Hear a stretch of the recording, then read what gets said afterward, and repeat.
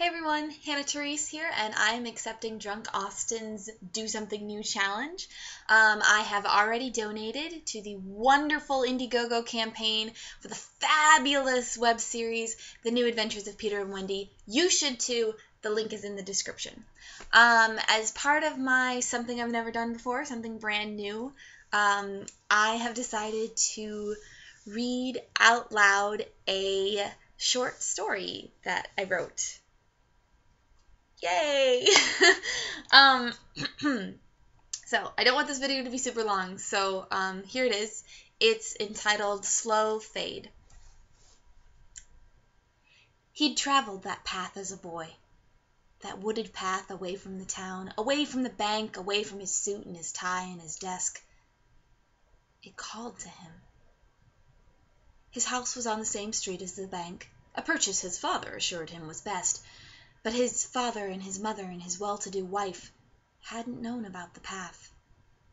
As a boy, he'd run and never looked back. The trees were his friends, and he played with the birds and the squirrels. He found peace and rest and contentment there. No one cared if his room was untidy or if the marks from his teacher were poor. His life had unfolded in the trees and the breeze. It didn't happen all at once. He hadn't noticed it all. Today's a good day to help your mother in the garden. So he had been late to the path. But it hardly mattered. The trees hadn't complained at all. Higher marks on your test will get you a better job. And so he missed a day or two. But it seemed like the birds hadn't noticed. There hadn't been any pronouncement.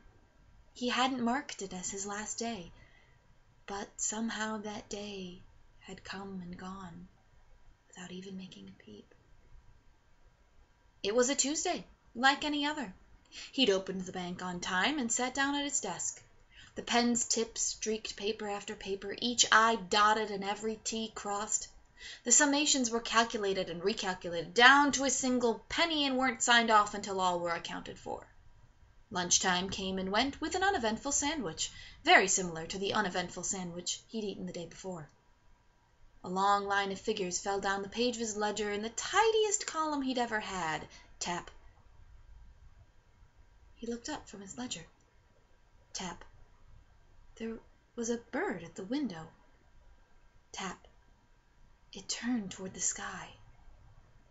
He rose to his feet as if in a trance. It was so like the birds from his youth. It didn't fly off, as if waiting for him. He could see, just barely, the path through the trees. A squirrel stood at the entrance, a seed in its paws. It called to him. It beckoned. "Remember," it said, "remember your joy?" His feet almost moved. His arms swayed to obey. No, he thought as he sank to his chair. Only boys go and play in the woods. The bird flew away. I'm much too old for that now.